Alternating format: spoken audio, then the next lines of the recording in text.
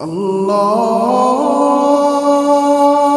اکبر اللہ اکبر۔ من الشیطان الرجیم، بسم اللہ الرحمن الرحیم۔ السلام علیکم ورحمۃ اللہ وبرکاتہ۔ کیا غصہ شیطان کی وجہ سے آتا ہے؟ جی ہاں، بالکل غصہ شیطان کی وجہ سے آتا ہے۔ جب بھی انسان کو غصہ آتا ہے تو یہ شیطان کی وجہ سے ہی آتا ہے۔ اللہ کے نبی فرماتے ہیں کہ جب تمہیں غصہ آئے اسی وقت اللہ تعالیٰ کی پناہ طلب کرو۔ اگر تم کھڑے ہو غصہ آتا ہے تو بیٹھ جاؤ، اگر تم بیٹھے ہو غصہ آئے تو لیٹ جاؤ۔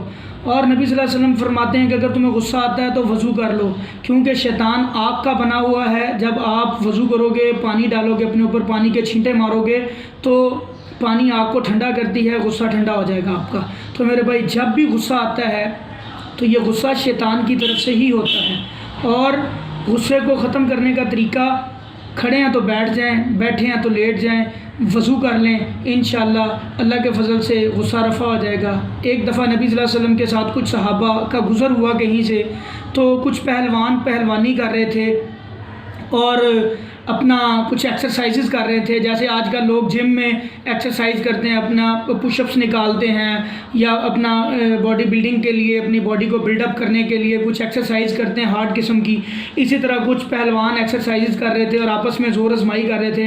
تو نبی صلی اللہ علیہ وسلم صحابہ کو کہتے ہیں کہ تمہیں میں ان سے بھی بہادر، ان سے بھی بڑا پہلوان نہ بتاؤں، اس کے بارے میں نہ بتاؤں؟ تو صحابہ نے کہا کہ یا رسول اللہ، ان سے بھی، یہ تو اتنی طاقت رکھتے ہیں، تو یہ اتنے طاقتور، ان سے بھی کوئی بڑا پہلوان ہے؟ تو اللہ کے نبی نے کہا بالکل وہ شخص ان سے بڑا پہلوان ہے جو اپنے غصے کو کنٹرول کرتا ہے، جو اپنے غصے کو روک لیتا ہے، جب اس کو غصہ ہے اس کو کنٹرول کر لیتا ہے۔ تو میرے بھائی، اسی طرح ایک اور واقعہ میں آپ کے سامنے رکھتا ہوں۔ ایک دفعہ نبی صلی اللہ علیہ وسلم اور حضرت ابو بکر صدیق کے جا رہے تھے کہ حضرت ابو بکر صدیق کے ساتھ کوئی بندہ آیا اور حضرت ابو بکر صدیق کے ساتھ اس نے کوئی بولنا شروع کر دیا، حضرت ابو بکر صدیق کے خلاف کچھ برے الفاظ بولے۔ تو شروع میں تو حضرت ابو بکر صدیق رضی اللہ تعالیٰ عنہ خاموش رہے۔ پہلی دفعہ بولا اس نے کچھ، پھر خاموش رہے، پھر بولا، پھر خاموش رہے۔ جب تیسری دفعہ بولا اس نے تو حضور صلی اللہ علیہ وسلم وہاں سے چل دیے اور حضرت ابو بکر صدیق نے بھی اس کو جواب دے دیا۔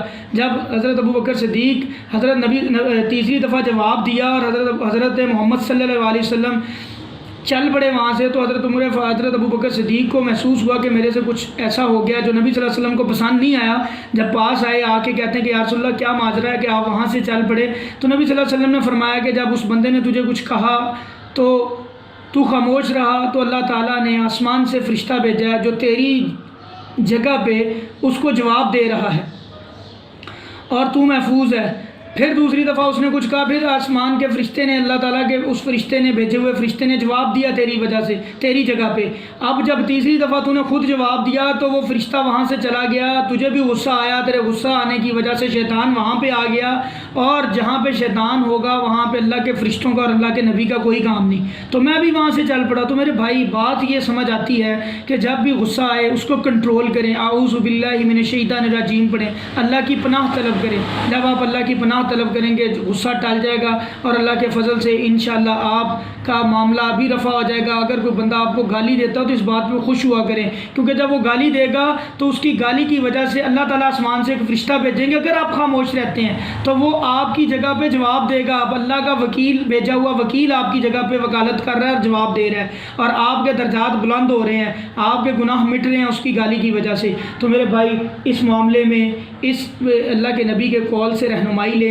جب بھی غصہ آئے اس کو کنٹرول کریں، اور دیکھو اللہ کے نبی نے اس کو اس پہلوانوں سے بھی بڑا پہلوان کہہ دیا جو بندہ غصے کے اوپر کنٹرول کرتا ہے، اور جو بندہ اللہ کی خاطر حق پہ رہتے ہوئے بھی اپنے غصے کو کنٹرول کرتا ہے اور دوسرے کو معاف کر دیتا ہے۔ اللہ نے ایسے بندوں کے لیے جنت میں محلات کی اور جنت میں انعامات کی گارنٹیاں دی ہوئی ہیں۔ تو میرے بھائی، ان چیزوں سے فائدہ اٹھائیں جو ہمیں ظاہری طور پہ یہاں پہ نظر تو نہیں آ رہی، لیکن اللہ پاک نے ان کا اجر رکھا ہوا ہے، لیکن ہم ان کو محسوس، ان کی رحمتوں کو، ان کی برکتوں کو، ان چیزوں کو محسوس ضرور کر سکتے ہیں، ان کی لذتوں کو محسوس ضرور کر سکتے ہیں۔ تو اللہ پاک ہم سب کو عمل کرنے کی توفیق عطا فرمائے، اور شیطان کے وسوسوں سے، شیطان کے شرارتوں سے، شیطان کے شر سے، ہر طرح کے شر سے اللہ تعالی ہم سب کو محفوظ رکھے۔ السلام علیکم ورحمۃ اللہ۔